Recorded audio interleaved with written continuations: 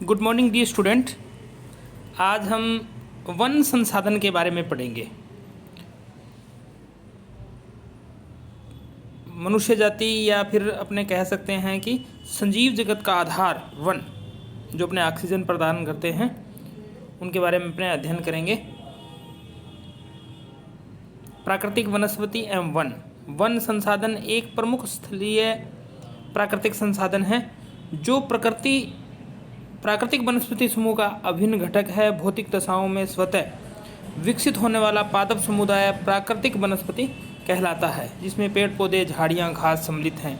ये पादप समुदाय विभिन्न आकार, स्वरूप तथा ऊंचाई वाले होते हैं।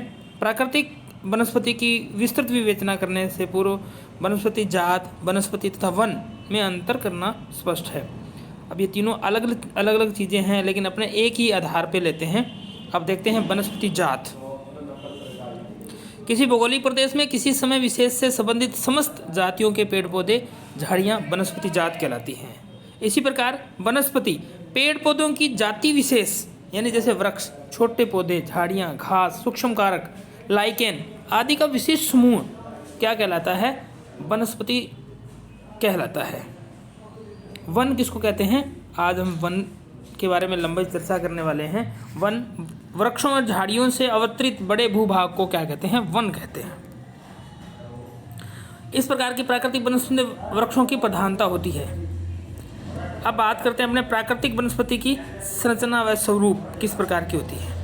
प्राकृतिक वनस्पति विकास पारिस्थितिकी तंत्र के भौतिक लक्षणों पर निर्भर करती है। इसमें धरातलीय उचावच एवं जलवायु की प्रमुख भूमिका है। इसके आधार पर वनस्पति की संरचना एवं स्वरूप में भिन्नता आ जाती है। वनस्पति की संरचना को पेड़ पौधों के भौतिक स्वरूप, ऊंचाई एवं आकार के आधार पर विभक्त किया जा सकता है। संरचना एवं स्वरूप के आधार पर वनस्पति निम्न रूपों में जानी जा सकती है।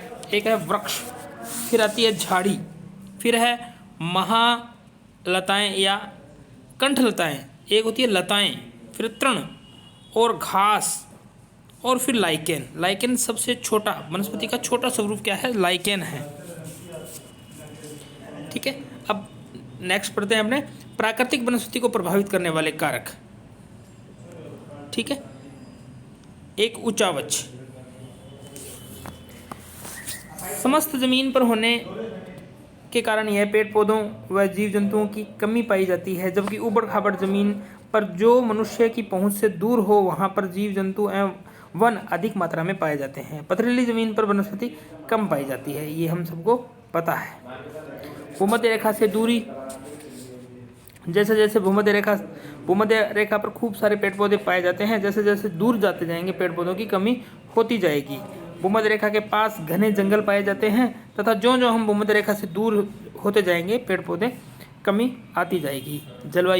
जलवायु सीधा रूप में पेड़ पौधों को प्रभावित करती है। जलवायु में मुख्यतः तापमान, भूमध्य रेखा के आसपास के क्षेत्रों में जल और तापमान की कमी, अधिकता के कारण घने वन पाए जाते हैं तथा वृक्ष काफ़ी ऊंची पाए जाते हैं तथा नीचे काफ़ी मात्रा में लताएं पौधे पाए जाते हैं। किलिमंजारो व केन्या, यानी कि ये दोनों के दोनों क्या है? पर्वत चोटियां हैं। 5000 मीटर से अधिक ऊंचे स्थलों पर तापमान में कमी होने लगती है। इसमें वृक्षों की मात्रा में कमी पाई जाती है। फिर जलवायु का दूसरा भाग है सूर्य का प्रकाश। जिस स्थान पर सूर्य की किरणें सीधी अधिक समय तक पड़ती है, उस स्थान पर पेड़ों की अधिकता पाई जाती है। इसी कारण ही क्या है? भूमध्य रेखा पर पेड़ अधिक पाए जाते हैं।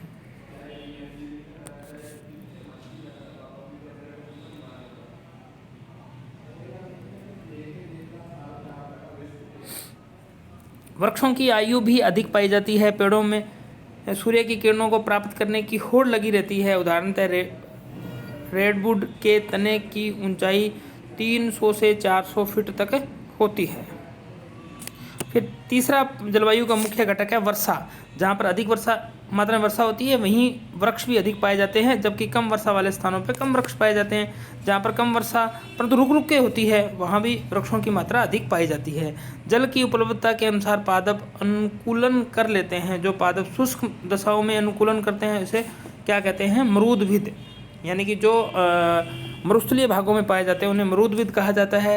इनकी जड़ें मृदा में 16 फीट तक गहरी होती है, पत्तियां छोटी होती है, जबकि वाष्पोत्सर्जन द्वारा जल की हानि न हो इसी प्रकार वर्षा वनों, दलदली क्षेत्रों, कच्छ क्षेत्रों, झीलों तथा आर्द्र क्षेत्रों में अनुकूलित पादपों को आर्द्रोद्भिद पादप कहते हैं। इसमें उष्ण आर्द्रता सहन करने की क्षमता होती है।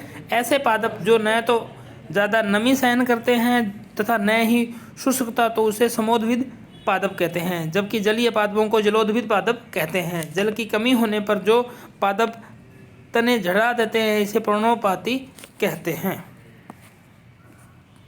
ये जो विश्व के प्रमुख वनस्पति प्रखंडों का भूमध्य रेखा से दूरी एवं ऊंचाई पर परस्पर संबंध बताया गया है इस चित्र के माध्यम से। जलवायु का चौथा महत्वपूर्ण कारण है पवन। वायु की गति एवं अवधि तथा आवर्ती वनस्पति को नियंत्रित करती है। यहाँ पर तीव्र व अधिक वायु चलती है, वहाँ पर ये काफ़ी मात्रा में नुकसान पहुँचाती है तथा वृक्षों में जमीन से उखाड़ देती है। पांचवा है जलवायु का महत्वपूर्ण कारण है आर्द्रता। 70% आर्द्रता पेड़ पौधों के लिए उपयुक्त है। इसमें कम या ज़्यादा आर्द्रता पेड़ों के लिए हानिकारक है। फिर बात करते हैं अपने मृदा। चौथा है महत्वपूर्ण जलवायु के बाद में मृदा। मिट्टी से भी वृक्ष प्रभावित होते हैं। यहाँ पर उच्च कोटि की मृदा पाई जाती है, वहाँ पर इतने ही वृक्ष पाए जाते हैं। कुछ विशेष प्रकार की मिट्टियों में विशेष प्रकार के पेड़ पौधे पाए जाते हैं, जैसे सदाबहार वन लेटेराइट मिट्टी में पाए जाते हैं, मानसूनी वन लाल और दोमट मिट्टी में पाए जाते हैं, कोणधारी वन पेड़जोल मिट्टी में पाए जाते हैं, मरुस्थलीय वन लाल और दोमट मिट्टी में पाए जाते हैं, पतझड़ वन लाल और दोमट मिट्टी में पाए जाते हैं। अब है भूमिगत जल। जिस स्थान पर भूमिगत जल की गहराई कम होती है वहाँ पेड़ पौधों की मात्रा अधिक पाई जाती है, और जहाँ गहराई कम पाई जाती है वहाँ पेड़ पौधों की मात्रा कम पाई जाती है। उदाहरण के लिए पहाड़ी इलाकों में जहाँ यह गंगा यमुना निकलती है वहीं पर ये ज़मीन के नीचे चली जाती है, वहाँ पर अधिक वृक्ष पाए जाते हैं।